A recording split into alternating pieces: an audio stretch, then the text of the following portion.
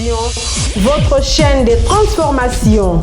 Vos rejets, vos inquiétudes, vos angoisses ainsi que vos stress, nous les transformons en un moment de bonheur pour que le Seigneur Jésus-Christ soit glorifié dans votre vie.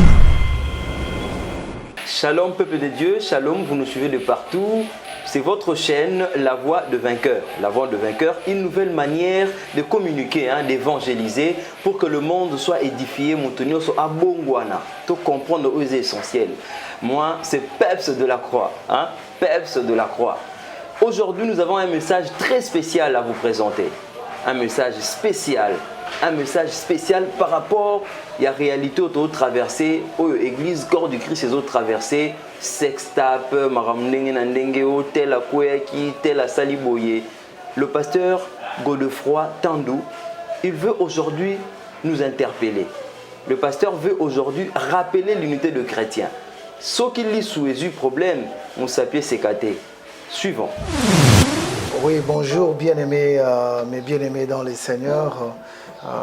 Nalinga qui juste n'a alerté et Tonga Lanzambe en ce qui concerne les lots. Nalinga n'a partagé Nabiso ma commune en Zambie pour Yangoundé absolu Nabiso ba Nzambe. Donc toko ko tambola lolenge wana te Nzambe après ça son ma commune. Alors nous tanga ma commune à Luc chapitre 22 verset 31 et le Binabiso que le Seigneur dit Simon, Simon, Satan vous a réclamé pour vous cribler comme le froment. Verset 32, mais j'ai prié pour toi afin que ta foi ne défaille point. Et toi, quand tu seras averti, affermis tes frères. Et donc, et là, on a partagé, juste on a alerté, pour comprendre Satan a y placé Yesu Christ Azalaki. Abangi ata Yesu te, a y placé Yesu Azalaki.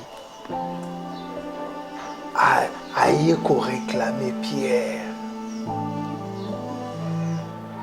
Place Yesu Aza. Est-ce que vous imaginez place Yesu Aza, Satan a y réclamer Pierre. Mais Jésus-Christ, Azalaki na discernement, Azalaki na miso ya komona, amoni Satana. Aibisi Pierre abi, oh, Satan a réclamé yo. A réclamé yo, alinga criblé yo, le coup la format. Le coup la format, c'est-à-dire que le coup a farine, quoi. Donc, il alingi, et le konini, objectif na ezalaki nini. Alobi, mais j'ai prié pour toi afin que ta foi ne défaille point. C'est-à-dire, dans d'autres termes, objectif ya Satan, ezali kokende, ko toucher moi na Nzambe. Ce qu'on touché moi na Nzambe, foi ya moi na Nzambe kwei. Yango ezeloko yo biso bana na Nzambe faut comprendre. Objectif ya Satana eza koya ko simba yo, tanga simbi yo, foi na yo ekei. Or, eloko esara makasi na yo na monde eza foi. Il y a un problème na ote ya koya ka ko simba foi na yo. Abi que soit simbi foi na yo esili yo pe makasi na yo esili. Nde objectif ya Satana yango wana.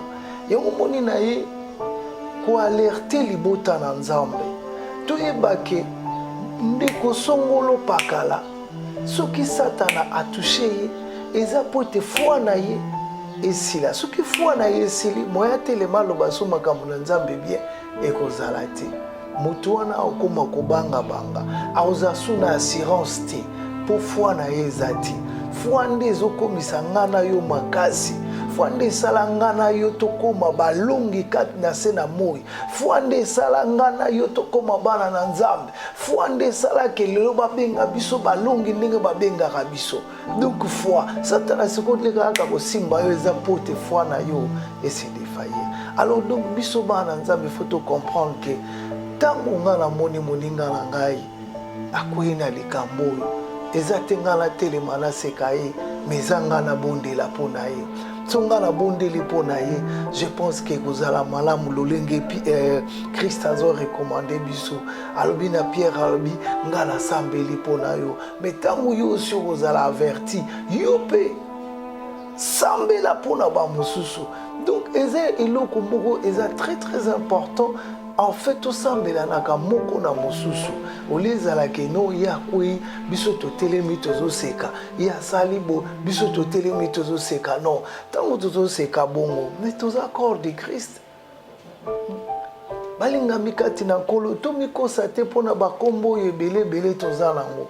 Ba mususu ono biso toza les messagers, ba mususu biso toza boye, ba mususu non, nyoso tu wana eza na litomba te. Eloko faut yo comprendre ezali que peu importe vision ou bino bozana ngone tonga na bino biso nyoso toza corps mystique ya Christ. Donc il faut te comprendre la dimension à compassion pour le baquet. Tant que moko a eu problème, et ça quoi problème on est eu bisonyoso. Et en tout cas Thomas Paul a eu babi tous accords de Christ. Ce qui le collège ça a passé le beau quoi on s'est gâté. Bisonyoso faut tous à la compassion à mutuana et sengeli bisonyoso tout kita tout banda ko sambelande pona mutuana en fait mutuana azala affermi.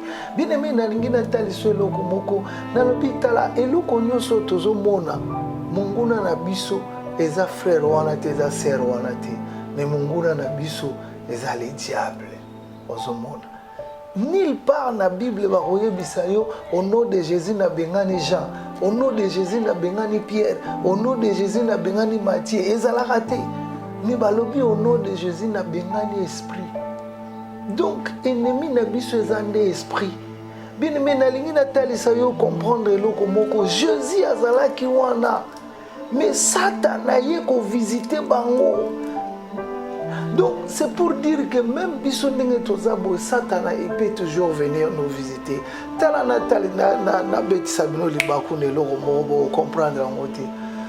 Munoko moko ya Pierre, Satan nani Yesu Kristo atuni bango alobi bato bazolo bangala za nani bamsusu balobi za Jérémie bamsusu balobi za Eli atoni banga bimbe bino bolobi ngala za nani Pierre ya noli alobi no yoza Messi oza mwana nzambe Yesu alobi na ye ce n'est pas la chair et le sang qui t'ont révélé cela mais c'est mon Père qui est au ciel.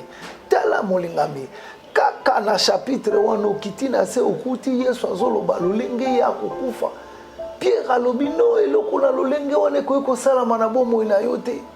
Yesu alobi na ye arrière de moi Satan tala biloko mibale oyo kaka ye moko Pierre wana azwi révélation papa moto alobi kaka ye Pierre wana Satan so a utilisé. Et donc il faut te comprendre le mystère très bien.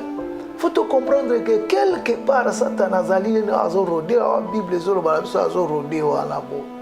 Donc akoki ko utiliser bibebo na yo comme akoki ko utiliser bibebo na ngai. Mais tout ça attention, ntango moninga akoyi ya beti le bako akoyi. Ole biso to telema to banda koloba esengeli nde biso to fukama to bukama bolongo to banda kusambela pona mutu wana enfin azala affermi. Po Bible lobi lolenge wana abinga na sambeli pona yo tango yo kozala averti yo pe sambela pona ba mususu elingi kolobete lelo yo koza makasi ngana koza faible sambela pona ngai lobi pe kozala tour na yo kozala faible ngana kosambela pona yo esengeli tozala ba sentinelle moko na mususu. Je pense que o eza alerte ngana eka ko alerter corps de Christ eza corps molingami ozala branamiste ozala batuna liloba ozala soki eloko nini. Ce qu'il faut savoir eza corps mystique ya Christ Jésus. Soki ya terre soki délivrance soki eloko nini eza pe musala oyo loboko esalaka lokolo akoki kosala yango te. Donc il faut tout comprendre yango wana. Alors de ce fait bien aimé eloko ngana sengi na bino ezali nini ezali ke tango toza na faiblesse tango problème ezali moko na mususu toleka na kosambela pona moko na mususu nzambe apambola bino. Pas de commentaires, nous avons suivi le pasteur. Pas de commentaires, pas de polémique. Le pasteur a rappelé tout le monde à l'ordre. Marama Bonzambe, Marama politique était. Ici, on comprend, on soutient le faible. Le plus fort, nous soutenons le plus faible. Un peu comme les Israélites qui na marche vers Canaan. Ceux qui ont lembi, il faut simba yo memaye. De côté, parce que les vrais prisonniers ne sont pas ceux qui sont dans les prisons, mais il y a aussi des prisonniers en dehors des prisons. Est-ce que tu comprends ça? Le vrai malade, ils ont mettre l'hôpital pour bango baza déjà na médecin bazo visiter bango, mais le vrai malade, ce sont ceux-là qui s'ignorent. C'est quand de côté, ça sera comme ça avec nous. Bah message ya boyé nulle part ailleurs, quand on a la chaîne YouTube La Voix des Vainqueurs. Abonnez-vous. Au revoir.